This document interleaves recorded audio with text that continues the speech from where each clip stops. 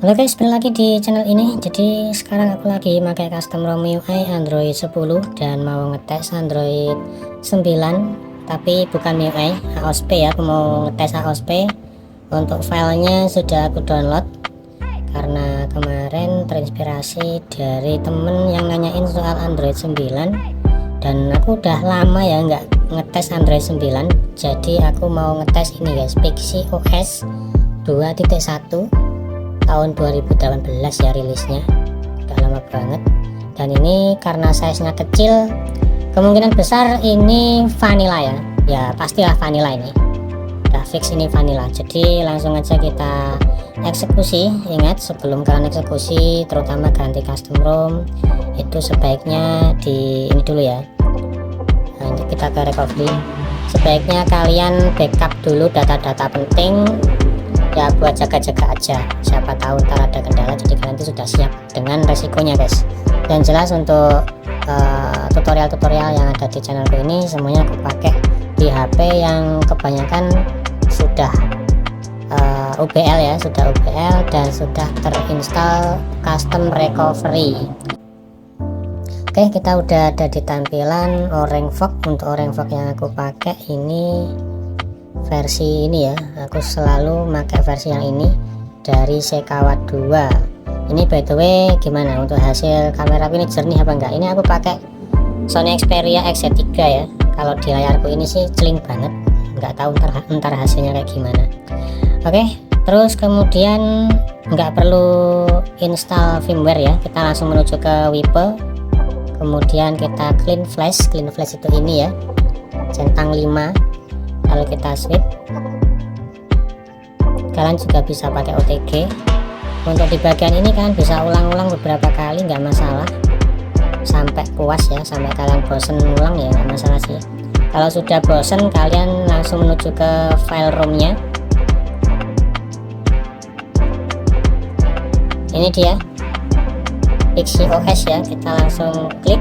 Karena ini tadi vanilla jadi kita langsung tambahin gapsnya sekalian, add to QW. Dan untuk gapsnya jangan sampai telat ya, jangan sampai nunggu booting dulu terus ke home screen lalu kemudian balik lagi ke sini lalu kalian install gapsnya, nanti bakalan bermasalah biasanya soal kontak telepon terus WA kayak gitu-gitu biasanya. Kalau enggak paling parahnya sih akun Google sering logout ya, atau nggak bisa login malah biasanya kayak gitu. Jadi untuk di bagian ini jangan sampai telat ya, kalian langsung tambahin aja gapsnya. Untuk gapsnya ini menyesuaikan ROM-nya, misalkan ROM-nya itu Android 9 ya gapsnya harus Android 9.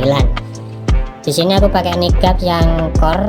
Untuk Android 9 ada di paling bawah ya, habis ARM64 itu ada angka 9. Langsung klik di situ, kemudian kita sweep. Tunggu selama prosesnya ini berlangsung, kalian jangan tekan-tekan, jangan colok-colok apa-apa, sebaiknya jangan diapa-apain ya, ditaruh aja. Oke, untuk proses instalasi atau flashingnya sudah kelar, successful ya dua-duanya. Ini artinya file ROM sama gapsnya sudah terisi. Kalau misalkan kalian butuh Magis, kalian install dulu Magisnya. Magis fungsinya untuk di root ya, untuk nge-root device-nya. Tapi misalkan kalian nggak butuh, tinggal reboot sistem aja langsung.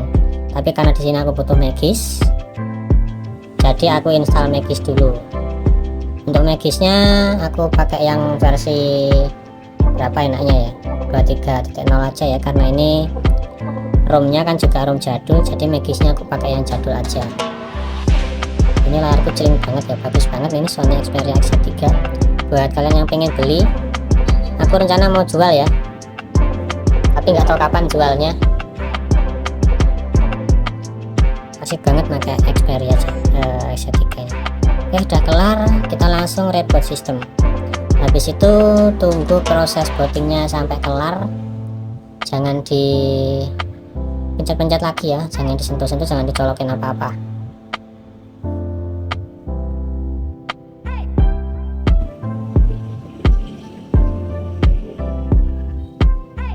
Oke, untuk bootingnya sudah kelar ya, tampilan awalnya seperti ini, nggak ada setting wizardnya, jadi langsung menuju ke home screen seperti ini. Bloatware-nya nggak terlalu banyak ya, cuma ada kayak gini doang. Oke, aku aktifin dulu wifi nya.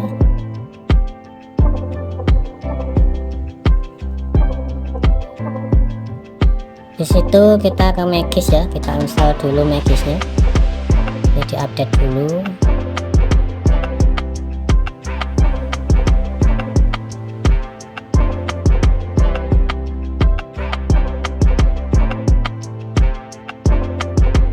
Langsung aja dibuka. Yang ini kita cancel, ide, langsung ke menu setting, lalu kita checklist Magis ID-nya. Kita back, lalu kita cek safety netnya. Kalau pakai NickGapps yang core biasanya langsung tercentang dua-duanya ya.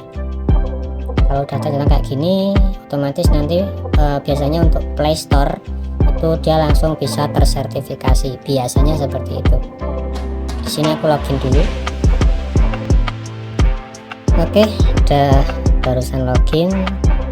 Di sini langsung kita setting ya, jangan lupa untuk ininya kita atur jangan sampai auto update nya on ya. Terus kita cek juga paling bawah ini di bagian about masih belum bisa terbaca atau terdeteksi device nya sudah tersertifikat apa belum. Kita tunggu aja sebentar, biasanya ini masih update di latar belakangnya guys. Nah ini Play Store-nya masih update di sini ya. Kita tunggu ini kelar. Di bagian network dan internet kita langsung cek aja ya. Ini sudah tersertifikasi apa belum? Oh ini udah banyak pilihan sih. Di bagian sininya. Hotspot dan tethering ini nggak support buat tethering VPN. Ini tombolnya ada di kiri ya, tombol backnya. Aku coba ubah dulu ke kanan, ada nggak caranya? Ternyata ini nggak bisa kita ubah ya posisinya. Kita cek lagi di bagian Play Store-nya apakah sudah tersertifikasi apa belum. Dan kalian bisa lihat ya, ini sudah tersertifikasi. Untuk menu baterainya, wah force close. Coba kita buka lagi. Force close ya untuk menu baterainya. Untuk menu display ini masih standar seperti biasa, maksimal small width-nya 360 dpi. Ambient display-nya seperti ini. Ini aku matiin biasanya. Untuk sound paling bawah nggak ada direct ya, nggak ada direct sound. Sepertinya ini getarnya off kayaknya ya, dari tadi aku nggak ngerasa ada getarnya guys soalnya. Untuk storage sistem kebaca 11 GB ya. Kemudian security-nya aku cek dulu.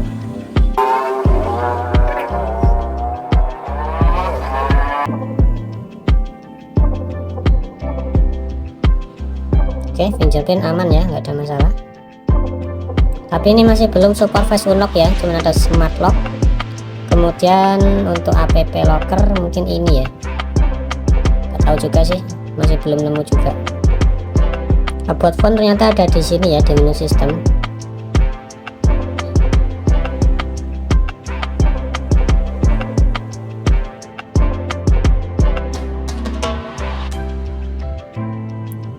Developer option, memorinya kepakai 1,4, jadi ini irit banget. Tersisa 2,5an. Tapi aku masih belum restorasi semua aplikasiku ya guys. Untuk running services juga masih kesisa lega ya. Untuk menu quick setting seperti ini. Menunya dikit banget guys, cuman ini doang yang ada. Menu recent aplikasi kalau mau clear all harus geser ke ujung. Dan ini tentu saja nggak bisa kita kunci aplikasinya ya. Untuk menu telepon bisa nggak buat rekam obrolan saat kita nelpon? Aku tes dulu.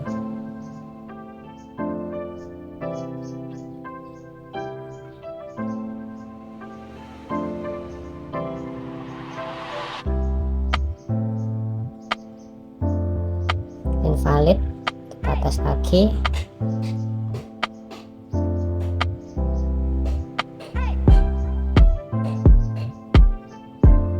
Oke, di menunya ini nggak ada ya, nggak ada fitur buat ngerekam obrolan saat kita nelpon.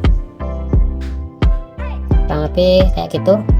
Untuk kameranya dia pakai kamera kayak gini, error ya, kamera error, still can connect to camera. restart device. Oke, emang ini device nya belum aku restart, jadi aku restart dulu guys ya.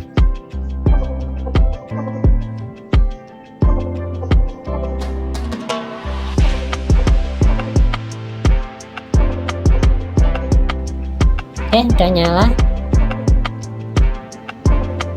Coba sekarang kita ini apa nih, update private SIM card, kita ya saja.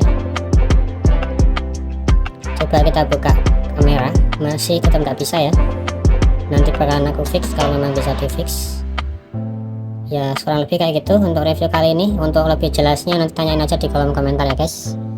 Thank you buat sudah nonton sejak awal.